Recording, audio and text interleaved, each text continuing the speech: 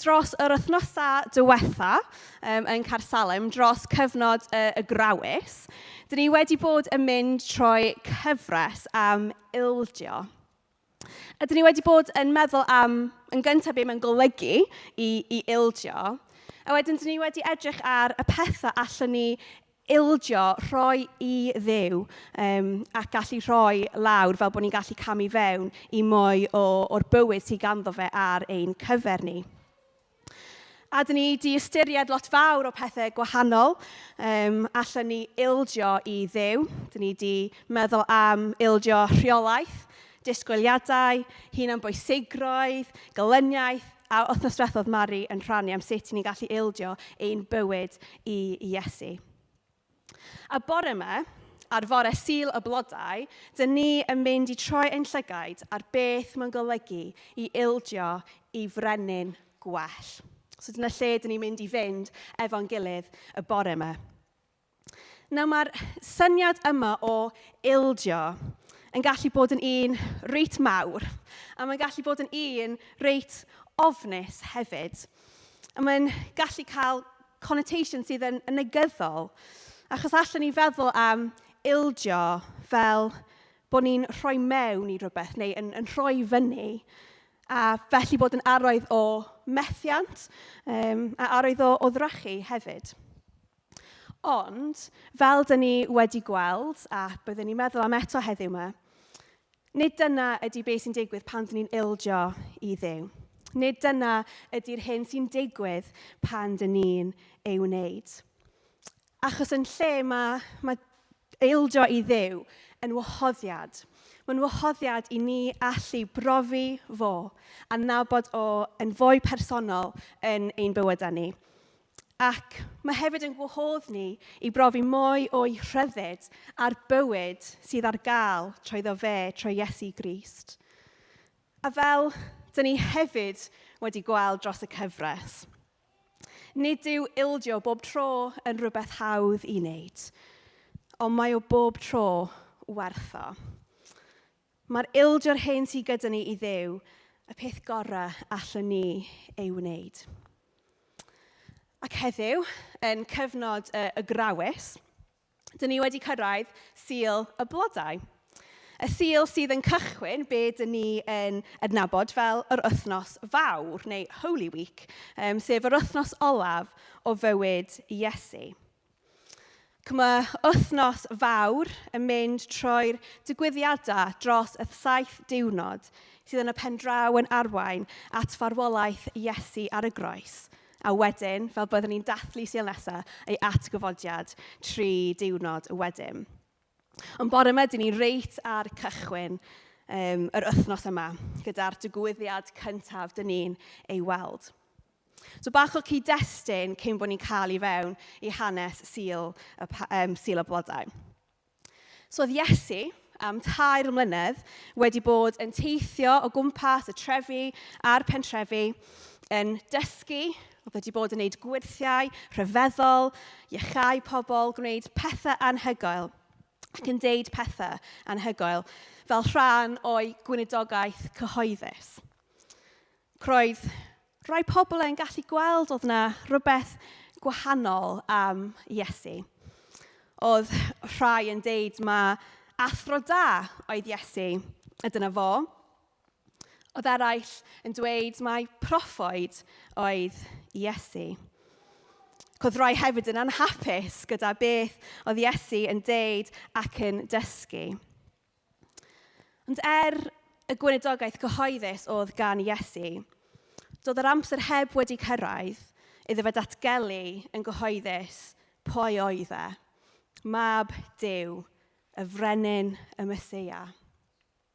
Cwpl o benodau cyn y rai byddwn ni'n darllen mewn munud. Dyn ni'n gweld hanes lle mae Pedr, so un o disgyblion Iesu, un o ffrindiau agosau Iesu. Dyma Pedr yn datgan Iesu fel y Meseia, fel y brenin mab Duw. Ond yn sydyn ar ôl hynna, dyma Iesu yn rhybuddio ei ddisgyblion rhag deud wrth pobl bod o ydy'r Meseia. Ond, o'r diwedd, Ar ôl y cyfnod yma, roedd yr amser wedi cyrraedd i Iesu datgan ac i ddangos i'r pobl taw fe ydy'r Meseia. Iddo fe cael ei adnabod fel brenin. Dyna sydd yn digwydd yn yr hanes dyn ni'n edrych ar y bore yma. Ac mae bob un o'r efengylau, sef y llyfrau sydd yn dilyn bywyd Iesu, yn adrodd yr hanes yma. Ond bore yma, dyn ni'n troi at Mathew i ddarllen yr hanes yma. So Mathew 21. Dyma nhw'n cyrraedd Bethfage, ar fynydd yr olewydd yn ymyl Jerusalem. A dyma Iesu'n deud wrth ddau ddisgybl, ewch i'r pentref acw sydd o'ch blaen chi, ac wrth fynd i mewn iddo, dewch o hyd i asen wedi ei rhoimo a'i hebol gyda hi. Dewch nhw yma i mi, ac os bydd rhywun yn ceisio chroesro, dwedwch, mae'r meistr ei hangen nhw, bydd yn ei hanfon nhw yn ôl wedyn. Digwyddodd hyn mwyn i beth wedodd Duw drwy broffwyd dod yn wir. Dwedodd bobl Sion, edrych, mae dy frenin yn dod, mae'n addfoen ac y marchogaeth ar asen, ie, ar ebol asen. I ffyrdd a disgyblion a gwneud yn union beth ddwedodd Iesu wrthyn nhw. Pan daethon nhw ar asen a'i hebol yn ôl, dyma nhw'n taflu cotiau dros nhw, a dyma Iesu yn eistedd arno nhw. Roedd tyrfa fawr yn gosod ei cotiau fel carped ar y ffordd o'i flaen, neu torri dail o'r coed a'i lledu ar y ffordd. Roedd y dyrfa y tu blaen a tu ôl iddo yn gweiddi, Hosanna, clod i fab Dafydd, mae'r un sy'n dod i gynrychioli'r arglwydd wedi ei fendithio'n fawr, clod i Dduw yn y nefoedd uchaf. Roedd y dinas gyfan mewn cynnwrf pan aeth Iesu i mewn i Jerusalem. Pwy ydy hwn, meddai rhai, ac roedd y dyrfa o'i gwmpas yn ateb, Iesu, y proffwyd o Nazareth yn Galilea. Allwch chi dychmygu yr sîn fel mae'n chwarae allan yn fan hyn. Roedd Jerusalem llawn cyffro. Roedd y llawn bobl oherwydd roedd hi adeg gwyl y Pasg. Sef yr ŵyl blynyddol, roedd yr Iddewon yn cofio ac yn dathlu o pryd nath Duw achub yr Israeliaid allan o ceithweisiais yn yr Aifft. Felly oedd yn ŵyl oedd nhw dathlu bob blwyddyn i cofio a diolch i Dduw am beth wnaeth o. Felly byddai byrlym mawr wedi bod yn y dinas. A nawr, maen nhw wedi clywed bod Iesu ar y ffordd i fewn i Jerusalem. Nawr, cwpl o wythnosau nôl yn Clwb Ieuenctid, roeddwn ni'n meddwl am hyn gyda'n gilydd, ac yr hanes dyn ni newydd clywed. Ac i gychwyn, nes i gofyn y cwestiwn yma wrth yr Ieuenctid.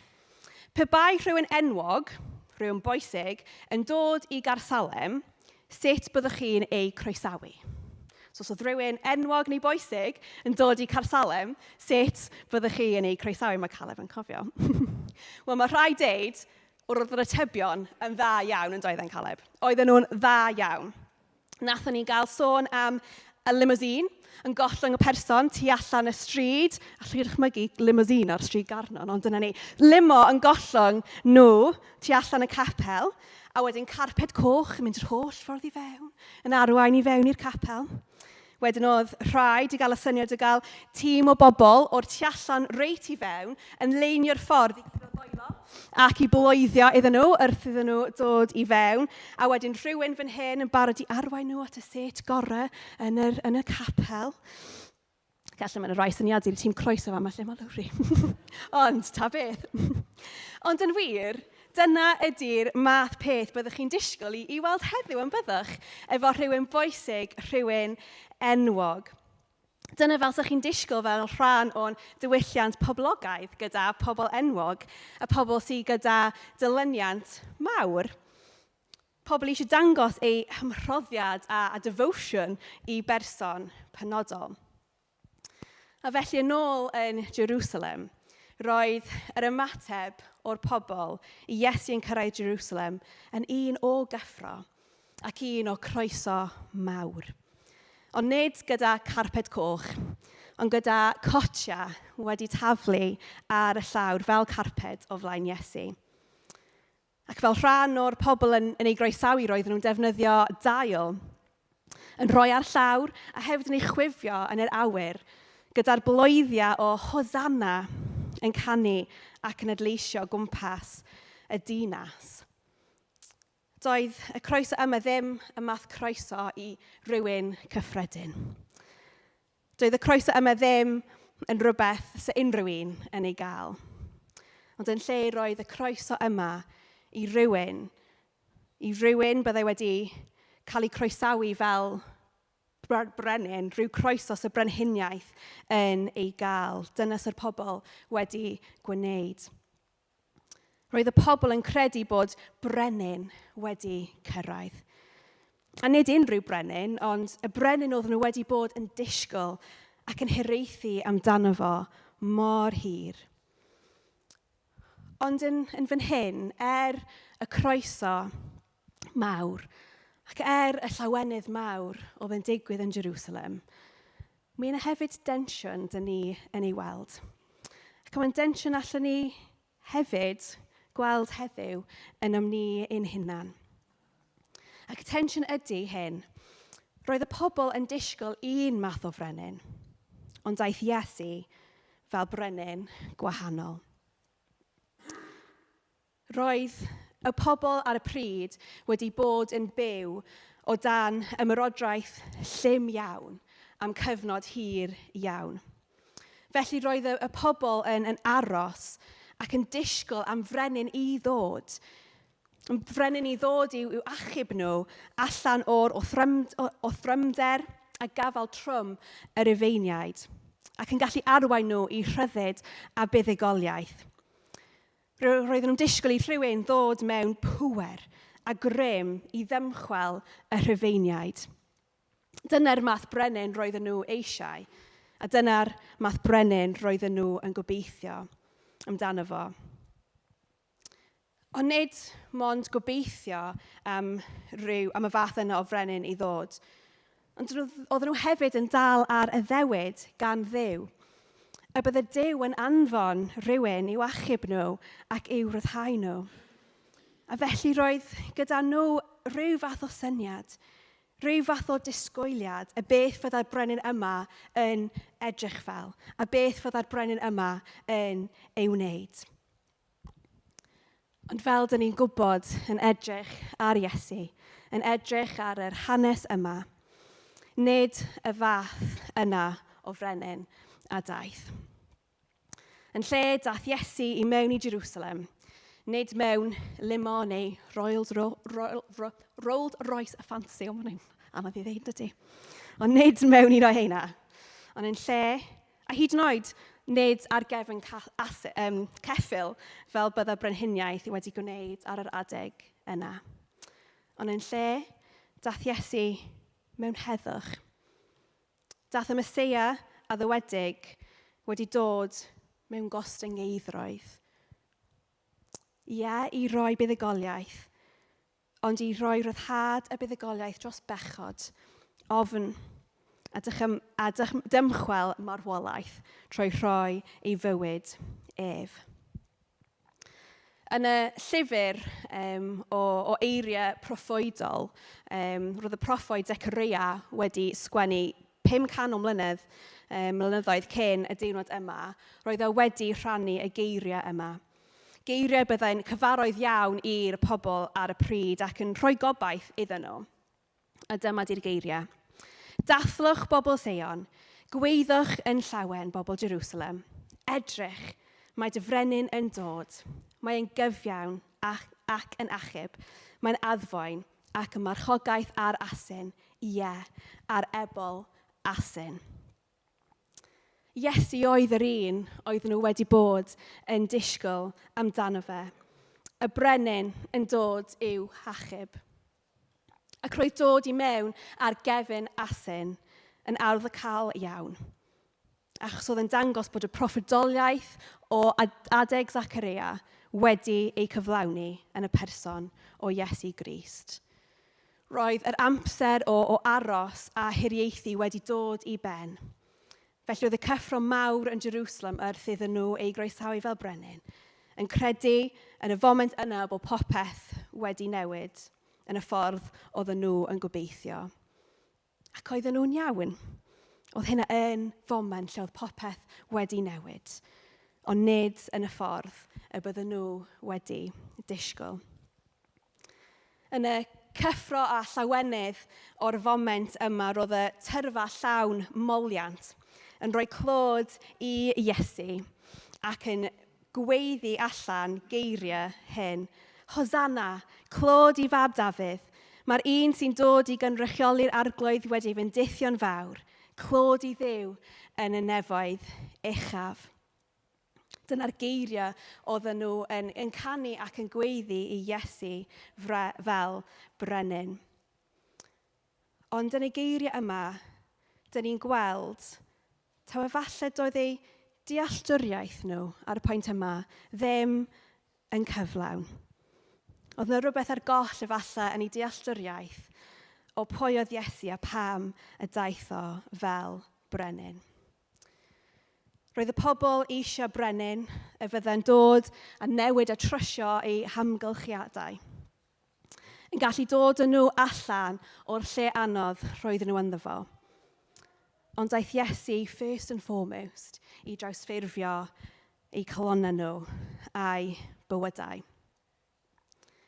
Ac yn drist iawn, dyn ni'n gweld wrth i'r hanes yma mynd yn ei flaen. Mae'r hanes cyffroes yma o Iesu yn dod i fewn i Jerusalem gyda cyffro a clod y torfa yn troi o fewn wythnos. O fewn mater o ddyddiau, mae'r torfa yn gweiddi pethau hollol gwahanol.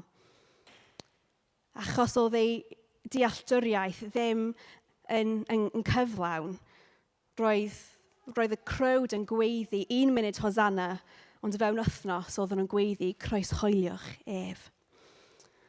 A pam? Achos doedd Iesu ddim wedi dod fel y brenin roedden nhw eisiau. Ond dim y brenin roedden nhw eisiau, roedd Iesu y brenin roedden nhw angen. Ac weithiau, os dyn ni'n onest gyda'n hun, os dwi yn onest gyda'n hun, mae yna adegau lle allai i fod fel y torfa. Allwn ni fod fel y torfa ac yn rhy aml mynd at Iesu gyda disgwyliadau fy hun. Eisiau Iesu i wneud bywyd yn haws ac yn fwy cyffyrddus. Eisiau Iesu i drysio problemau yn sydyn iawn, yn rhoi atebion sydyn i ni, cael gwared yn cyfan gwbl o'r pethau anodd, a rhoi llwybr glir a neis i ni. A felly, dyn ni eisiau Iesu i cyrraedd ein disgwyliadau ni. Dyn ni eisiau brenin sydd yn trysio popeth o'n gwmpas ni. Ac mae'n bwysig fan hyn i gofio bod Iesu yn helpu ni trwy rhai o'r pethau yma a'r pethau o'n gwmpas ni. Ond mae Iesu yn ei wneud nid trwy cyrraedd ein disgwyliadau ni a'n cynlluniau ni, ond yn lle mae'n gwahodd ni i fewn i gynlluniau fe. Achos mae Iesu eisiau trawsffurfio ni o'r tu mewn. Mae Iesu eisiau cychwyn gyda'n colonnau ni. First and foremost, dyna lle mae Iesu eisiau dod a rhyddid i ni. Ac mae hynny yn gallu bod yn wahanol i'r hyn dyn ni weithiau'n meddwl dyn ni angen. Dychmyga rhywun yn disgwyl rhyw presant penodol fel ffôn newydd. Ac mae'r anrheg yn cyrraedd, ac maen nhw'n ei agor o, ond dim y ffôn oedden nhw'n gobeithio amdano fo. A felly i gychwyn, mae yna siomedigaeth mawr iawn bod nhw ddim wedi cael y ffôn oedden nhw eisiau. Ond, dros amser, beth bynnag ydy'r peth arall, ella rhyw notebook neu journal bach, maen nhw'n sylweddoli fod yr peth maen nhw wedi gael yn llawer iawn mwy gwerthfawr. Gyda Iesu fel brenin, dyn ni'n gallu profi llawer iawn mwy. Yn y llefydd lle dyn ni efallai eisiau comfort, mae Iesu yn cynnig tyfiant. Yn y llefydd, dyn ni eisiau rheolaeth. Mae Iesu yn cynnig ymddiriedolaeth. Lle dyn ni eisiau gweld canlyniadau unwaith, mae Iesu yn dod â phwrpas a cynllun tragwyddol. Dyna'r math brenin daeth Iesu i fod. Ond sut ydy Iesu yn frenin gwell? Dyn ni wedi cychwyn meddwl am hynna yn barod. Ond wrth i ni edrych allan i'r byd a chymdeithas o'n gwmpas ni heddiw, dyn ni'n gallu gweld pobl sy'n mewn awdurdod a mewn lle o arweinyddiaeth sydd yn arwain allan o le o grym, o ofn, ac yn camdrin y pŵer sydd wedi cael ei roi iddyn nhw. Ac yn drist iawn dyna dyn ni'n gweld yn fwy ac yn fwy. Y rhai sydd yn arwain mewn trais a pŵer. Mewn byd horedig, dyna ydy realiti o'r hyn dyn ni'n ei weld. Ond dyn ni'n gweld yn glir iawn yn yr hanes yma yn Mathew, nid dyma'r ffordd mae Iesu yn arwain fel brenin. Roedd y ffordd daeth Iesu i fewn i Jerusalem yn gwneud statement o'r math y brenin ydy e. Yn hytrach na arwain mewn grym a thrais, daeth Iesu arwain allan o le o gariad pur. Dydy Iesu ddim yn mynnu rheolaeth, ond mae'n gwahodd ni i ymddiried ynddo fe. Dydy e ddim yn malu ei golynion, ond yn lle mae Iesu yn marw drostyn nhw. Dyna sydd yn gwneud Iesu yn frenin gwahanol i unrhyw frenin arall sydd wedi bod ac fydd. Mae Robin yn barod wedi cyfeirio ni at y geiriau yma o Philippiaid. A dwi am rhannu nhw eto, achos dwi'n meddwl maen nhw'n holl bwysig wrth ni dod i weld pa fath brenin ydy Iesu. Philippiaid 2. Roedd Iesu yn rhannu'r un natur â Duw, heb angen ceisio gwneud ei hun yn gydradd â Duw, ond dywysodd rhoi ei hun yn llwyr i wasanaethu eraill, a gwneud ei hun yn geithwas, a dod ato ni fel person dynol. Roedd yn amlwg i bawb i fod yn ddyn.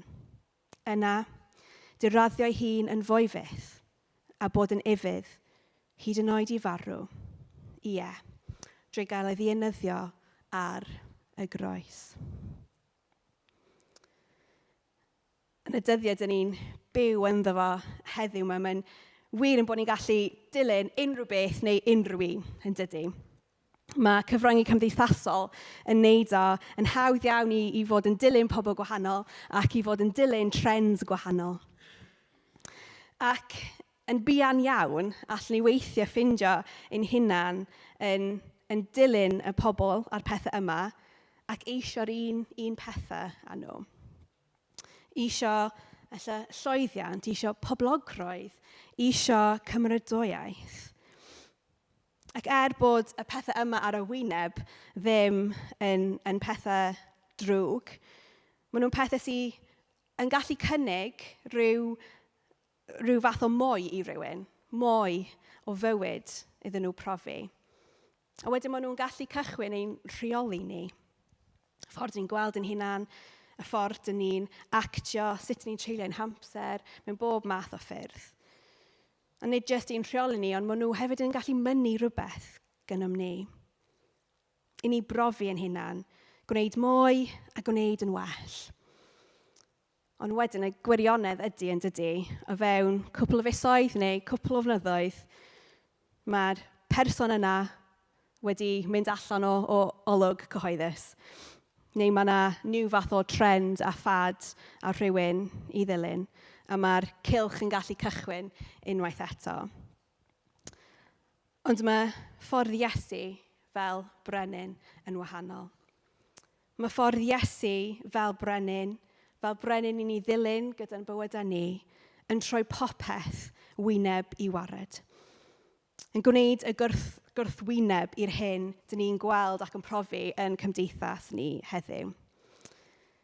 Yn lle mynnu pethau gennym ni, mae Iesu yn cynnig maddeuant, rhyddid, heddwch a phwrpas. Achos mae dilyn Iesu yn rhoi bywyd i ni. Ac yn y bywyd yma gyda Iesu, allwn ni ddod i nabod Iesu fel y brenin gwell, a fel ffrind agos, a fel gwaredwr. Mae yna geiriau yn Iwan 10 sy'n deud hyn. Mae'r lleidr yn dod gyda bwriad o ddoen a lladd a dynistrio. Dwi, sef Iesu, wedi dod i rhoi bywyd i bobl, a hwnnw yn fywyd ar ei orau. A dyna ydy'r math brenin ydy'r Iesu. A dyna ydy'r hyn mae'n gwahodd ni i fewn iddo, i ni dderbyn ac i ildio iddo fe. A fel nathon ni feddwl ar cychwyn i'n amser bore yma, mae ildio yn gallu swnio yn negyddol, fel bod o'n golygu a theimlo fel roi fyny. Ond dyma un o'r paradoxes o fywyd gyda Iesu. Mae paradox yn gair hir a ffansi, ond o'n i wedi gorfod googlo jyst i wneud yn siŵr. Ond mae paradox yn datganiad, yn statement sydd ar y wyneb yn edrych yn contradictory. Pethau sydd ddim yn neud synwyr, pethau sy'n absurd, ond bod actually yn mynegu rhyw fath o gwirionedd. Fel y dywediad Saesneg, less is more. Ond mae'n wir mewn rhai achosion yn dydy. Anyway. Ond, dwi'n gweld bod yna paradox fan hyn o ildio. Achos mae ildio i Iesu, mae ildio i Iesu fel frenin yn arwain ni at rhywbeth gwell. Dydyn ni ddim yn colli wrth ildio, ond yn hytrach, dyn ni'n ennill. Dyn ni'n gallu profi bywyd yn ei lawnder, un sydd yn llawn heddwch yn lle ofn, diogelwch yn lle rheolaeth, a phwrpas yn lle byw i ni ein hunan. Ac mae wedi cael ei wneud yn bosib trwy aberth Iesu Grist ar y groes drostom ni a'i atgyfodiad. Ac felly heddiw mae Iesu yn teyrnasu fel y brenin gwell. Mae'r adnodau yna o Philippiau dyn ni wedi clywed yn gorffen gyda'r adnodau yma. Felly dyma Duw yn ei drychafu i'r safle uchaf a rhoi'r enw pwysica un iddo. Bydd pob glin yn plygu i enw Iesu, pawb yn y nefoedd ar y ddaear a than y ddaear. A bydd pawb yn cydnabod mae Iesu Grist ydy'r arglwydd ac yn rhoi clod i Dduw y Tad. Ac felly bore yma, ar fore Sul y blodau, mae yna wahoddiad i bob un ohono ni i ildio i frenin Iesu, i ni ildio i frenin gwell. Y brenin sydd yn dod â rhyddid, bywyd, maddeuant a phwrpas. Y brenin sy'n nawr yn teyrnasu ac yn teyrnasu gyda chariad. Y bore yma efallai bydd hynny'n edrych yn wahanol i bob un ohono ni. Efallai i rhai ohono ni, dyn ni angen checio ein disgwyliadau ni. Ac yn lle mynd at Iesu yn disgwyl iddo fe gwneud pethau penodol, neu ni ffitio fo mewn bocs bach daclus yn ein bywyd ni. So ni angen mynd ato fe ac yn rhoi ein ymddiriad yn llwyr iddo fe. Hyd yn oed pan mae'n wahanol i'r hyn dyn ni yn ein disgwyl. Ni efallai bore yma, dyn ni angen i newid ein dealltwriaeth o pwy ydy Iesu. A gadael iddo fod dangos i ni y fath person ydy e, y fath brenin ydy e, i ni gallu gweld a profi'r llun llawn o pwy ydy Iesu fel brenin. Falle rhai bore yma mae'n golygu ildio am y tro gyntaf iddo fe, ac i roi dy fywyd iddo fe, a cychwyn ei ddilyn ac yn datgan Iesu fel io'r a brenin yn eich bywyd. Mae yna wahoddiad i chi wneud hynny bore yma. I fynd at Dduw ac i ildio iddo fe, ac i derbyn ei faddeuant, ei rhas, ei chariad tuag atoch chi. Mae ildio yn rhywbeth ni yn gwneud yn parhaus trwy gydol ein bywyd fel Cristion.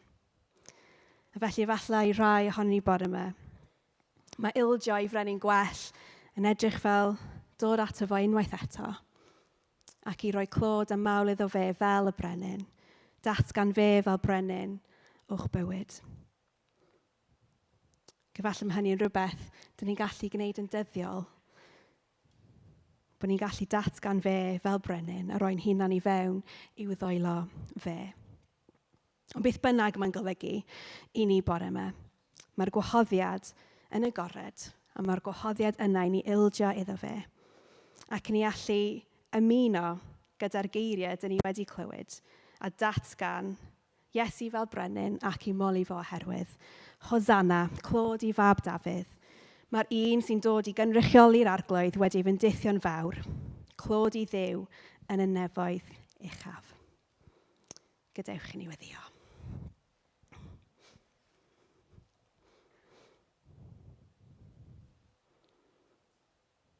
O Iesu, dyn ni'n dod at y ti bore yma, a dyn ni eisiau datgan ti fel brenin.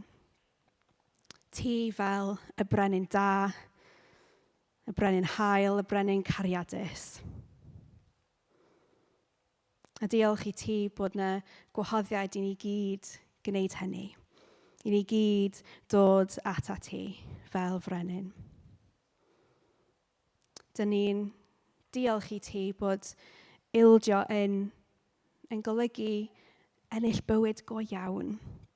Bywyd yn ei llawnder, llawn heddwch, llawn meddeiant, llawenydd a phwrpas. Bod ni'n gallu rhoi gyd o'r clod i ti a byw ein bywyd i wasanaethu brenin dath yn gyntaf i'n wasanaethu ni. Felly o Dduw helpa ni i weld Iesu fel y mae e mewn gwirionedd a mewn llawnder. Ac arglwydd os oes gyda ni rhyw syniad o be dyn ni yn meddwl ydy Iesu arglwydd, neu i ddangos i ni y gwirionedd o pwy ydy e, o pa fath brenin ydy e. Arglwydd maddau ni pan dyn ni wedi dod gyda disgwyliadau cul, neu gyda'r eisiau i ffitio mewn i'r hyn dyn ni'n disgwyl yn cynlluniau ni. O arglwydd dysga ni i ildio. Dysga ni be mae'n edrych fel i ildio ein rheolaeth, ein hofnau. Dysga i ni a rho dealltwriaeth dyfnach i ni. Mwyn ni allu profi Iesu fel y brenin gwell. A gyda cholonna gostyngedig i'w ddilyn. A felly arglwydd ar fore Sul y Blodau, helpa bob un ohono ni i allu ildio i ti, hyd yn oed am y tro gyntaf. A helpa ni i ildio i ti bob dydd, gan dy ddatgan di yn frenin, dros pob rhan o'n bywyd ni. Yn enw Iesu, y frenin gwell. Amen.